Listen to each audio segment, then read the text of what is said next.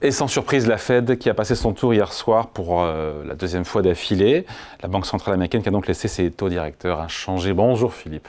Bonjour David. Content de vous retrouver, Philippe Wechter, chef économiste chez Ostrom Asset Management. Qu'est-ce qu'on a appris au final de cette réunion de politique monétaire? Parce que Powell nous dit que l'activité ne montre pas de signe de ralentissement brutal. Donc contrairement à tous ceux qui s'excitent en disant « les États-Unis, ça freine », c'est pas ce qu'il dit, tout en reconnaissant une espèce de détérioration des indicateurs de sentiment, de confiance des consommateurs et des entreprises. On est rassuré ou on n'est pas rassuré? A priori, on n'est pas rassuré par le propos. C'est-à-dire que ce que nous dit Powell, c'est on n'y voit pas grand-chose, l'horizon n'est pas dégagé. Et donc à court terme, on a plutôt tendance, nous, à réviser à la baisse nos prévisions de croissance. Ce que la Fed a fait aussi. Non, mais je parle de la Fed qui est passée de 2,1 à 1,7. Et sur l'inflation d'augmenter l'inflation, parce que ça nous paraît être l'évolution la plus probable. Donc, il ne rentre pas dans l'idée que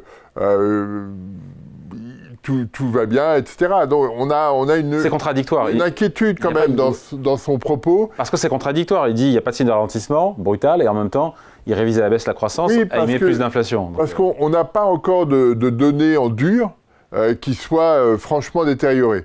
On a eu le chiffre des importations du mois de janvier qui a fortement augmenté, mais les chiffres de consommation, de production industrielle, sont encore robustes. Ce qu'on voit, c'est que les anticipations, notamment du côté des ménages, se dégradent très vite. Ouais. Et donc... Mais la Fed dit qu'il n'y a pas spécialement de lien entre le sentiment, la confiance et la consommation. Non, mais c'est un signal d'inquiétude. Moi, ce que je trouve très particulier dans les indicateurs faits auprès des ménages, c'est que dans l'indicateur de confiance de l'Université de Michigan, on interroge les ménages sur leur inflation à 5 ans. Comment ils anticipent l'inflation à 5 ans.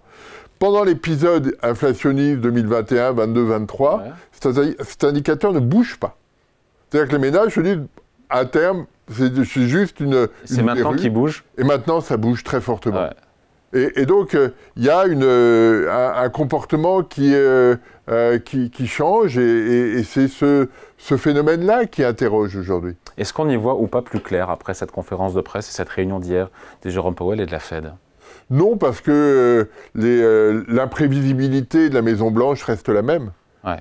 Donc il y a peu de chances qu'à court terme, la Fed se pose en rempart contre les effets dépressifs, peut-être, de cette politique de Donald Trump. Donc le statu quo de la Fed hier soir, 2 fois d'affilée, devrait se poursuivre.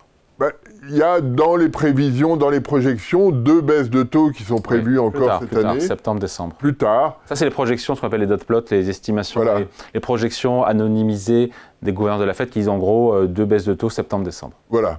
Mais on n'a même pas la date, hein. On n'a pas la datation, c'est deux baisses sur l'année. C'est les marchés qui sont plus sur des... Donc après, les marchés disent... mais pour l'instant, on est... la Fed est extrêmement prudente face à un environnement. Pendant combien de temps cette pause monétaire peut durer? Est-ce que la Fed va pouvoir tenir tête, Jérôme Powell va pouvoir tenir tête à Donald Trump, qui va demander des baisses de taux, des baisses de taux, des baisses de taux? A priori, il est droit dans ses bottes, Powell. Il a encore rappelé hier soir qu'il était président de la Fed jusqu'en mai 2026 et que jusqu'à cette date-là, c'est lui qui était aux manettes. Donc Trump s'est exprimé hier soir en disant il faudrait baisser les taux d'intérêt, voilà. mais c'est un commentaire, mais c'est pas une décision. Donc la Fed va tenir tête ou pas? Parce que le petit geste, le petit bouger de la part de la Fed, c'est sur le QT, le quantitative tightening, le fait de réduire la taille du bilan de la Fed. Apparemment, elle lève un peu le pied. Oui, elle lève un peu le pied, mais c'est pas complètement une surprise non plus. Ouais. Donc c'est un petit pas vers. C'est un petit pas. Donc voilà, on est dans une situation où la Fed a besoin aussi de plus d'informations pour savoir ce qui va se passer.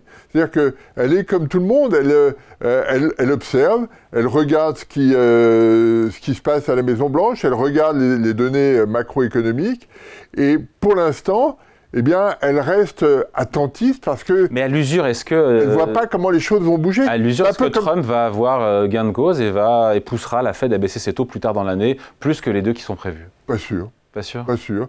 Ce qui est intéressant dans le board de la Fed, c'est que durant le mandat de Trump, il n'y a qu'une seule personne qui part. Les autres ont des mandats jusqu'en 2029, 30 ou je ne sais quoi. Et donc, même Jay Powell reste jusqu'en janvier 2028. Donc, on est dans une situation... Pas en tant que président. Pas en tant que président, mais en tant que membre du board. Ouais. Ce qui fait que on a une situation qui peut ne pas bouger. Et c'est ça qui va être intéressant. Ce qui va bouger au sein de la Fed, c'est les conséquences de la nomination de Michelle Bowman comme spécialiste de la régulation bancaire. Vous savez, Michael Barr, qui avait cela en charge, a démissionné au moment de l'élection de Donald Trump en disant on a des perceptions qui sont incompatibles. Je reste membre du board, mais je suis plus spécialiste de la régulation.